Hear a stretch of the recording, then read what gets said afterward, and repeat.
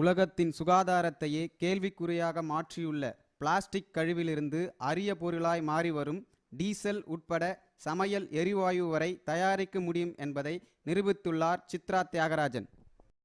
இவரது இந்த அரிய கண்டுபிடிப்பிற்கு காப்புரிமை பெறும் முயற்சியில் தற்போது தீவிரமாக இறங்கியுள்ளார் Chitra.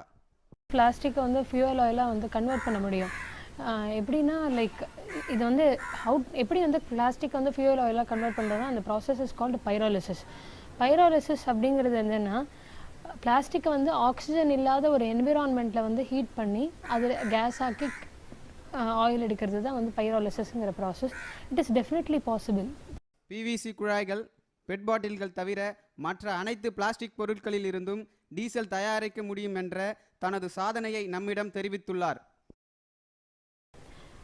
This particular diesel actually it can be used in agricultural motors, generators, pump sets, boilers, tractors. இது எல்லாத்துக்கும் யூஸ் பண்ணலாம். ரோட் வெஹிக்கிள்ஸ் தவிர மற்றபடி என்ன சொல்கிறது, சாதாரணமாக ஒரு விவசாய நிலத்தில் வந்து அக்ரிகல்ச்சர் டிராக்டரையோ இல்லை அங்கே இருக்கிற மோட்டரையோ பம்ப் செட்டை வந்து இது பண்ணுறதுக்கெலாம் டீசல் யூஸ் பண்ணுறதெல்லாம் இது you can very well use it.